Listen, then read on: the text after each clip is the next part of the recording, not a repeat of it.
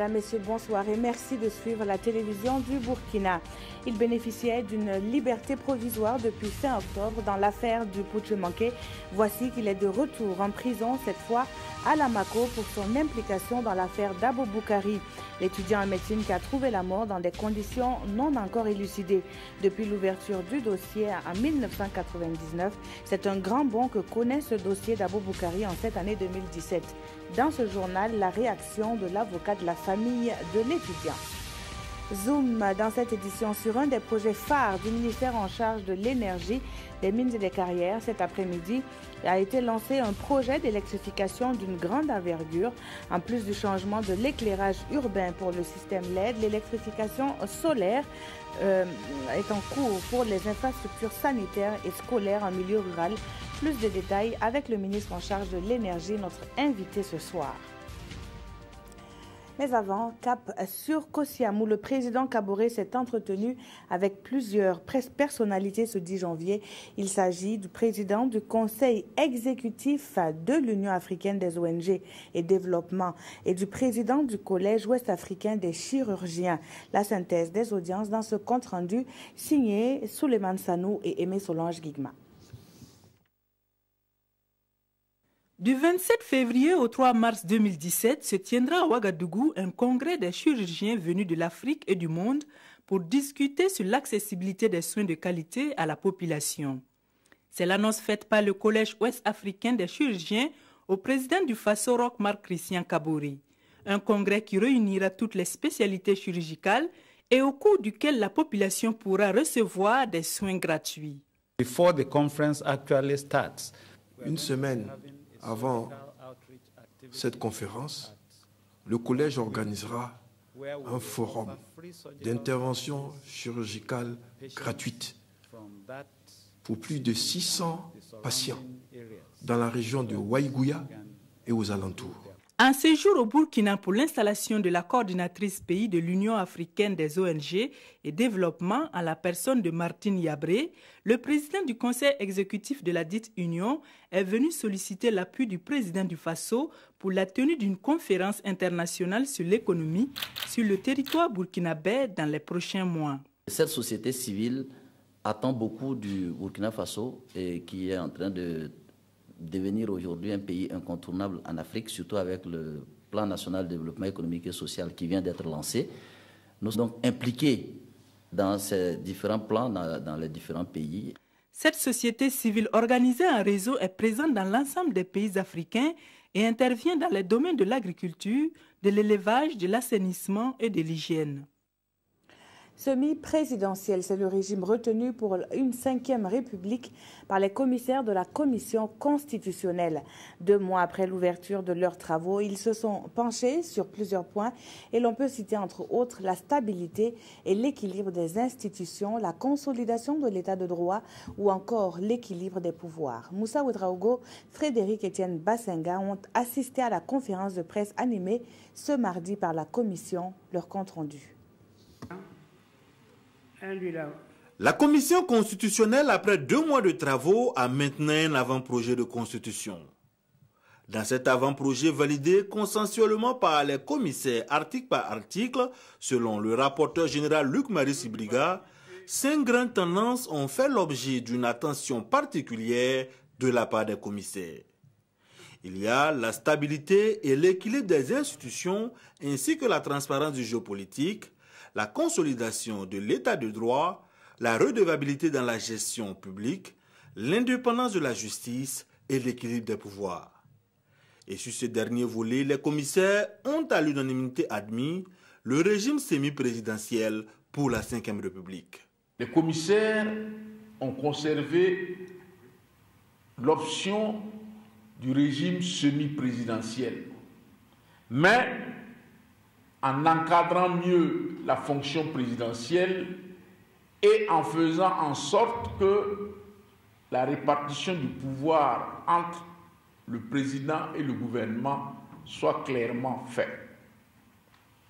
Ainsi, certaines prérogatives du président lors de la nomination aux hautes fonctions doivent recueillir l'approbation de l'Assemblée nationale.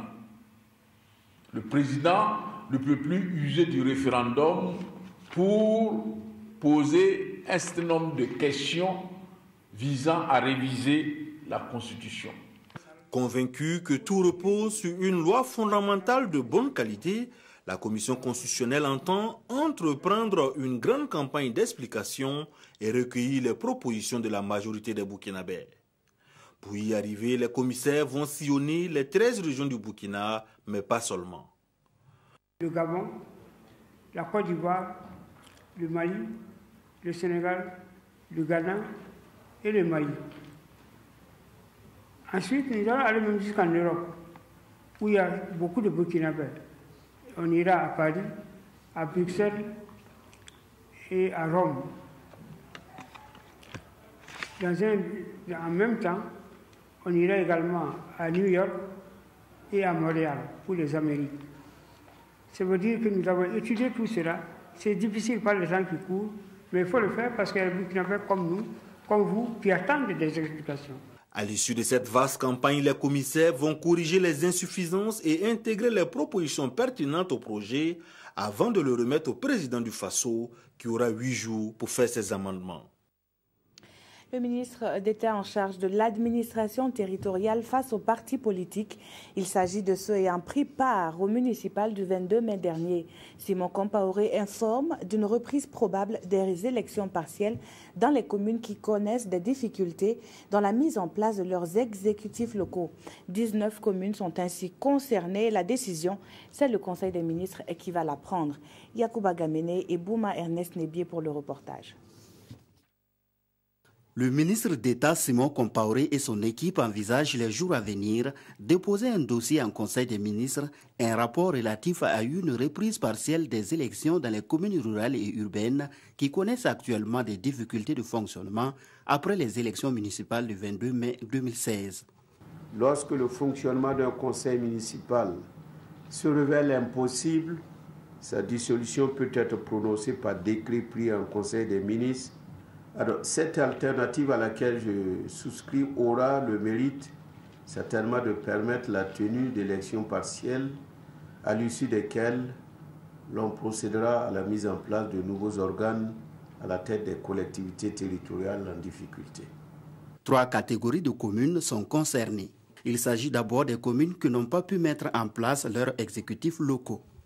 Il s'agit des communes suivantes: Barani, Kouyi, Zabré, Kanchari, Karangasso-Vigué et l'arrondissement 4, la commune de Ouagadougou dans la région du centre.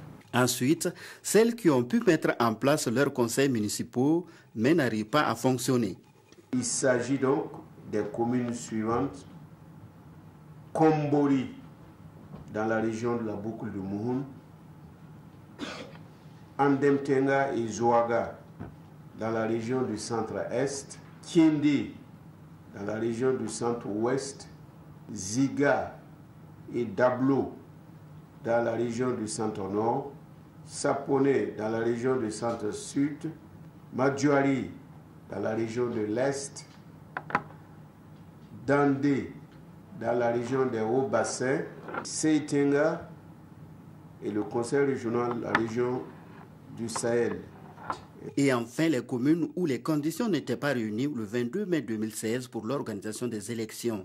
Il s'agit de la commune de Béguédou, de Broumbroum et de Zogoré. Les auditions des inculpés dans la tentative de libération des généraux Bassolé et Diendéré se poursuivent au tribunal militaire. Aujourd'hui, un caporal et un marabout ont été entendus par la Cour. Tous deux réfutent leurs déclarations lors de l'enquête préliminaire. Daouda Ouattara, Zubaviel David Dabiré. À ce 5e jour d'audience, 2 accusés à la barre, en l'occurrence le caporal Mamadi Zalé et Cheikh Alassane Ouedraogo, un marabout de profession, présenté comme le gourou de la bande. L'accusation reproche aux religieux les faits d'association de malfaiteurs et de détention illégale d'armes de guerre et de munitions.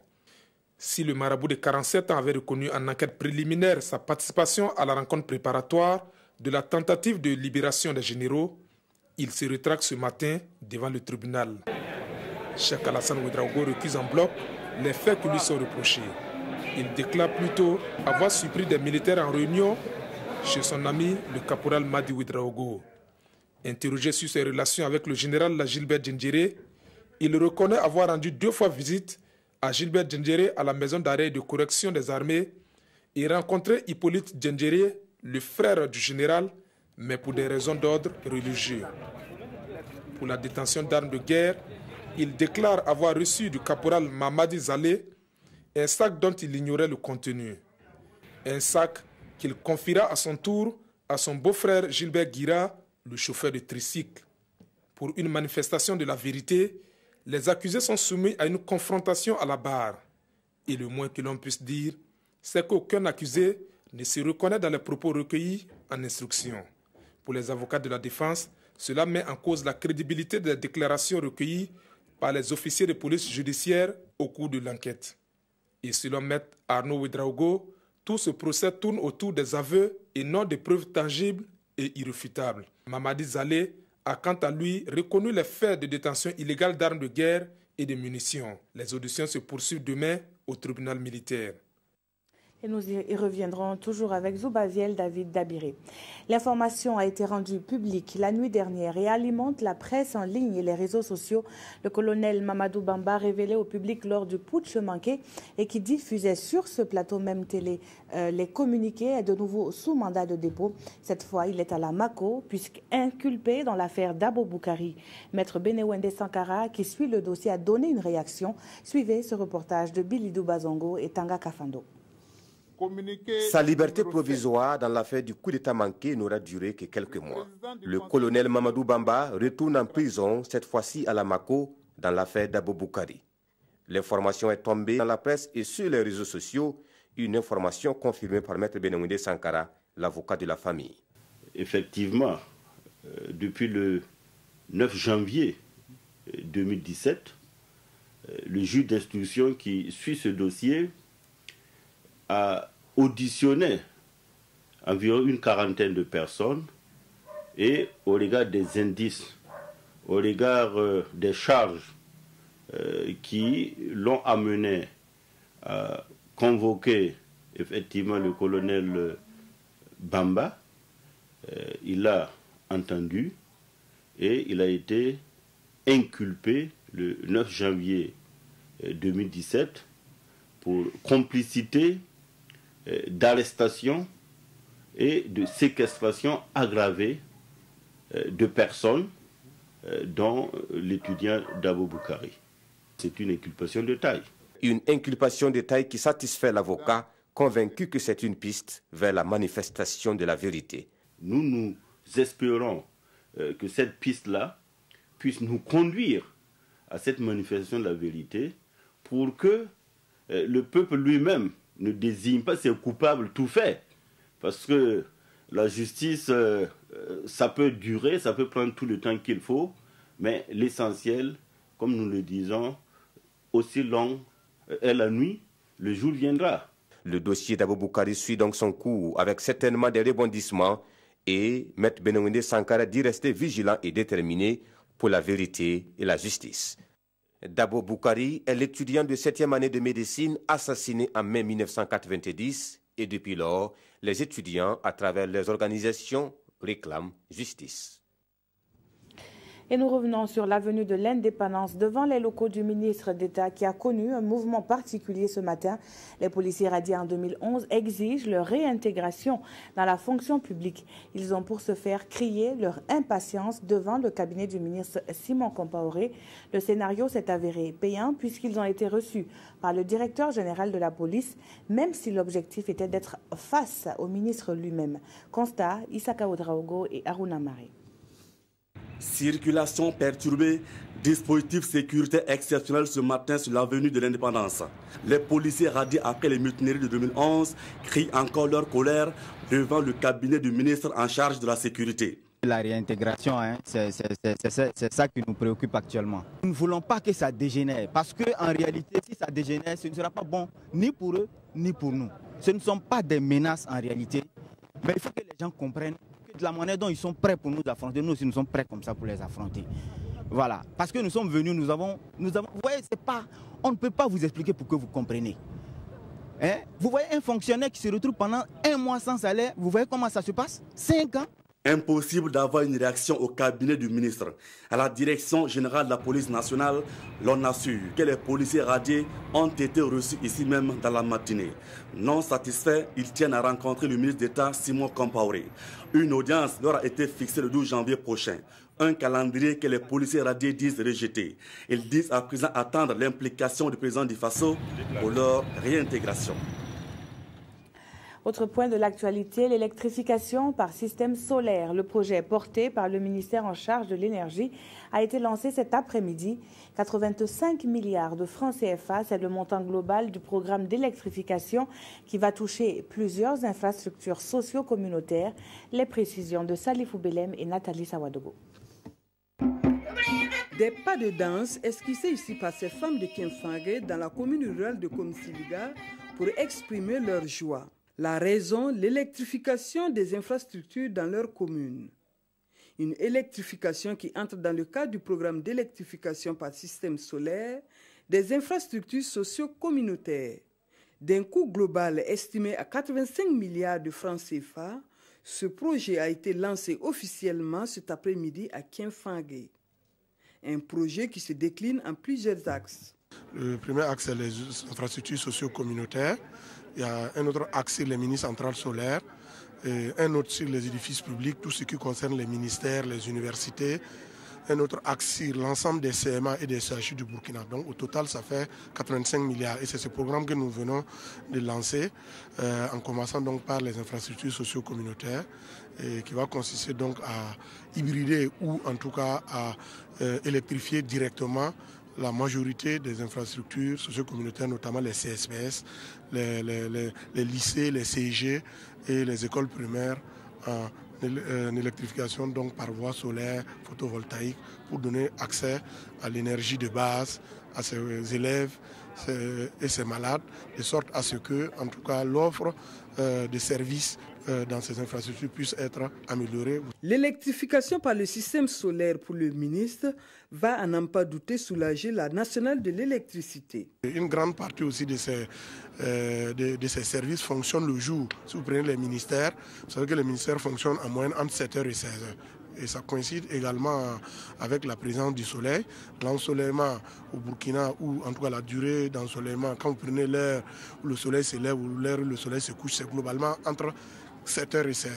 Ce qui peut également nous permettre donc de profiter de cette réalité et pouvoir en tout cas doter ces infrastructures de systèmes solaires et de connecter totalement ces infrastructures ou les hybrider avec le photovoltaïque de sorte à ce qu'on puisse profiter au maximum de l'énergie solaire et pouvoir également aussi faciliter la tâche à la Sorabel en pouvoir décharger donc le réseau. Cette première phase va concerner les zones périphériques de Ouagadougou et de Bobo-Dioulasso. Les entreprises ont 4 mois pour s'exécuter et au bout de 4 mois, il y aura la phase 2 qui va s'étendre à d'autres localités.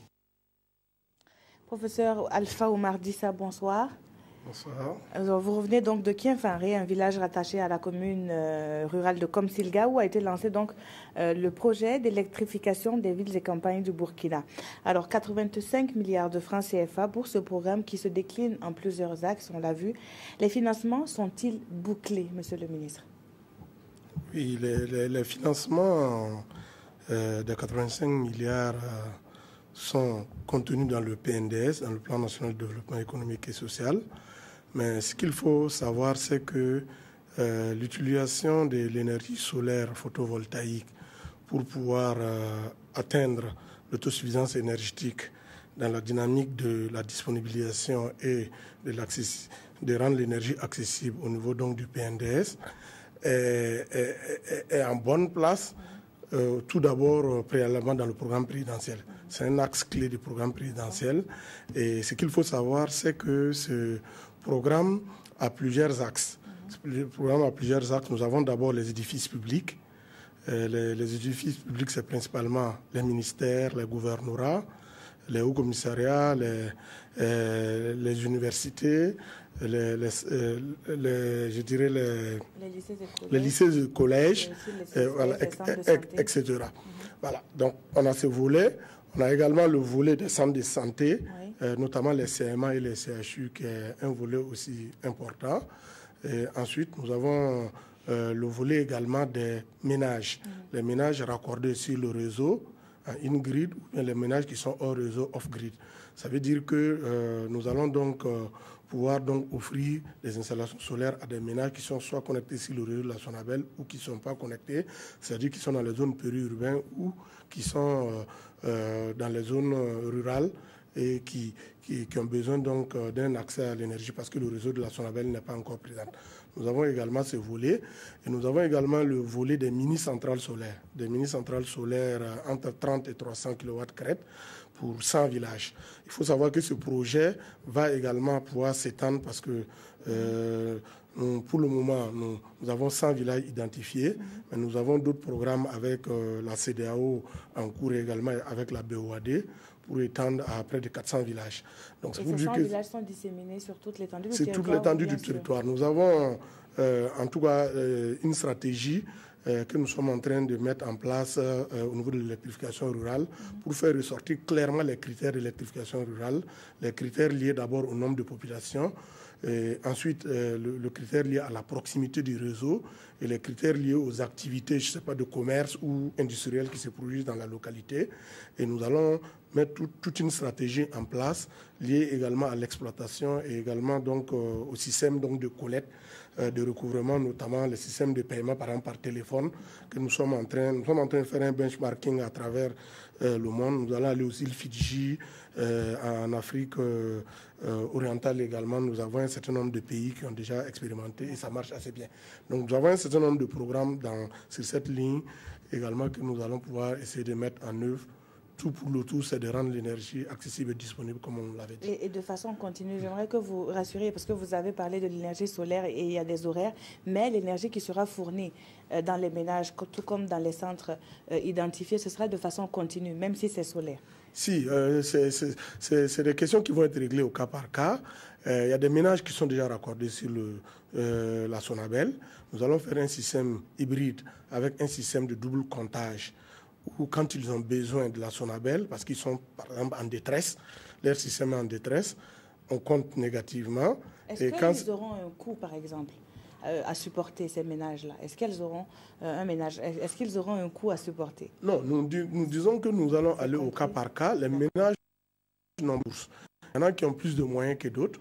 Nous irons certainement à des prises en charge de subventions à hauteur peut-être de 30%, 40%, 50%, 60% en fonction donc des revenus des ménages. Alors, Monsieur le ministre, un mot sur cet intérêt pour des lampes à LED, pour l'éclairage public dans la ville de Ouagadougou notamment, donc l'éclairage qui sera qui va connaître un changement pour des lampes à LED. Quelles sont les zones concernées par ce changement-là? Oui, au fait, nous sommes dans le même programme. Nous venons de lancer le programme d'installation de 3000 lampadaires à LED. Chaque lampadaire permet de gagner environ 150 watts par rapport donc aux lampes existantes. Et donc, nous allons étendre également ce projet. Pour le moment, c'est les villes de Ouaga et Bobo, mais ce projet également va s'étendre. Mais nous n'allons pas nous arrêter uniquement à l'éclairage public.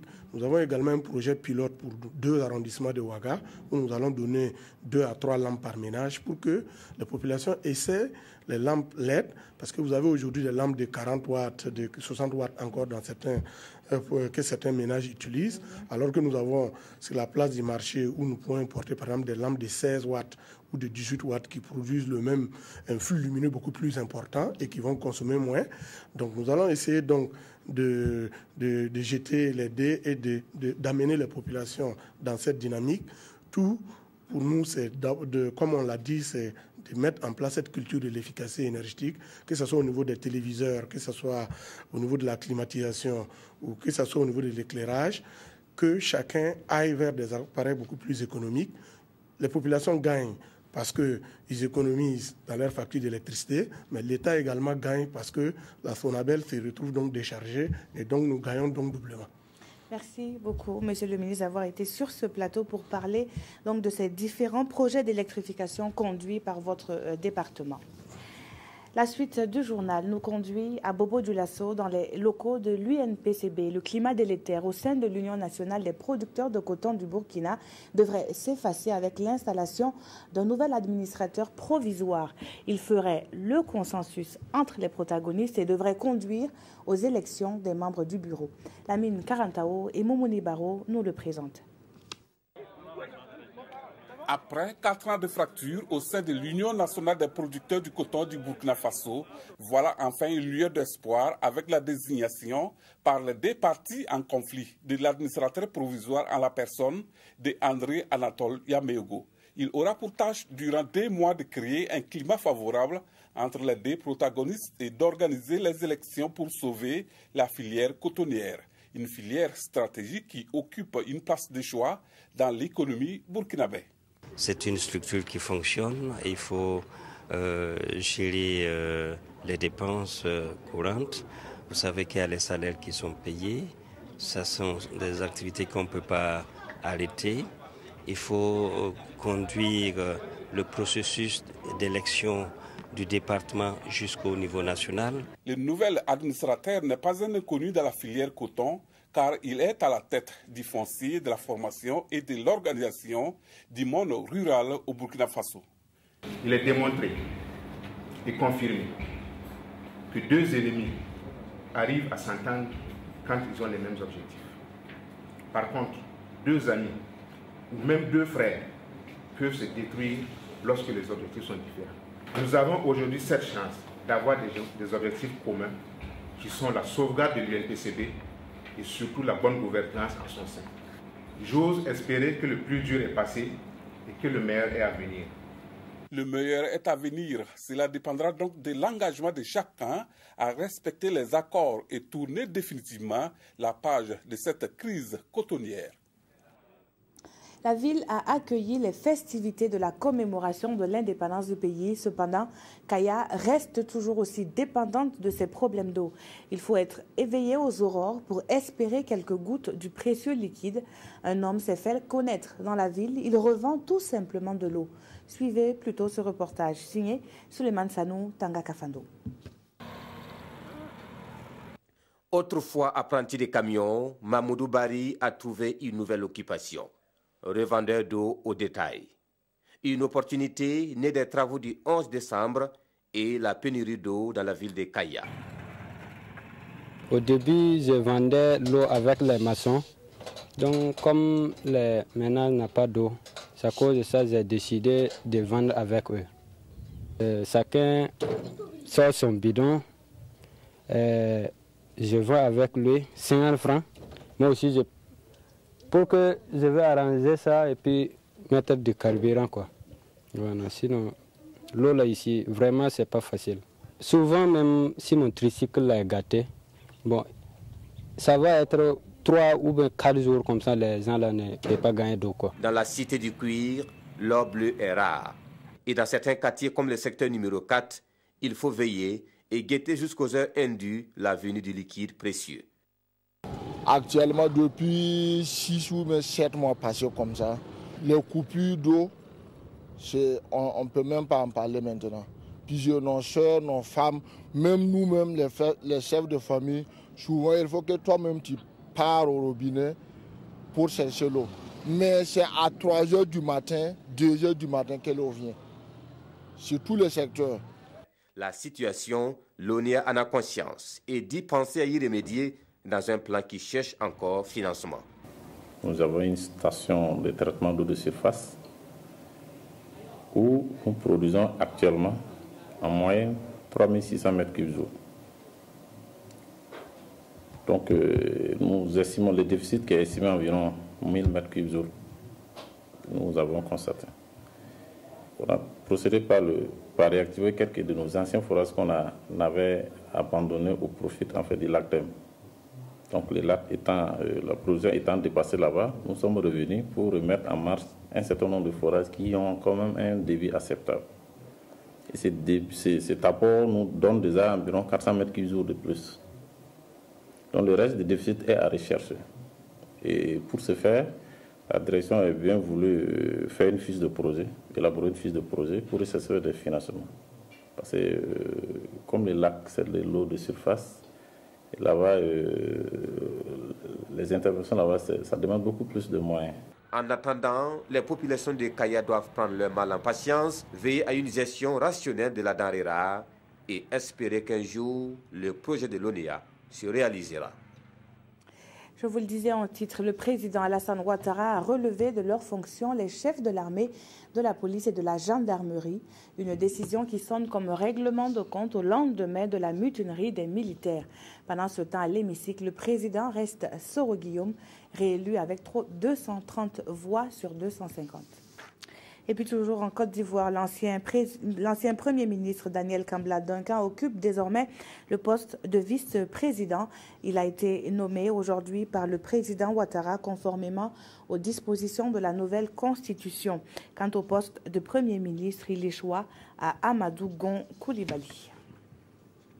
À présent, la revue de la presse, plusieurs sujets sont commentés par les quotidiens, notamment le procès en cours au tribunal militaire. Abdoul Rasmane Zongo signe la revue du jour. La bombe m'a dit à la barre aujourd'hui, l'image est de l'Obs qui commente ainsi. Le caporal Madi Ouedraogo, la vedette du procès des ex-RSP, que tous accusent, va-t-il enfin briser l'omerta, le silence et tout endosser? Ou plaidera-t-il coupable pour une responsabilité partagée, se demande le quotidien. Sa version est vivement attendue pour contribuer à éclater la vérité. Si tant est que cette affaire n'a pas encore fini de dévoiler tous ses mystères, et comme pour confirmer, révèle le journal Le Quotidien, je cite, le sergent-chef Ali Sanou affirme « Il y a des choses à dire et en temps opportun, nous allons dire la vérité au peuple. » Fin de citation. Comment est-ce qu'un taxi-moto se retrouve impliqué dans le projet d'attaque de la MACA? Citoyen note qu'un conducteur de taxi-moto a été cité et a comparu à la barre. Les détails sont à découvrir dans le quotidien d'État, tout comme l'exclusivité d'un incident, constate les éditions Le Pays, qui a perturbé le cours des auditions d'hier lundi. Tout autre chose à présent, et nous restons toujours avec notre confrère du journal Le Pays, qui s'attriste suite à un accident mortel survenu à Bobo-Dioulasso, et l'auteur, lui, a pris la poudre d'escampette. 3 personnes, explique l'Express du Faso, dont un enfant de 2 ans, ont trouvé la mort lors du passage de ce camion-ben chargé de cailloux sauvages. Merci d'avoir suivi ce journal qui s'achève. Très bonne suite de programmes sur la télévision du Burkina.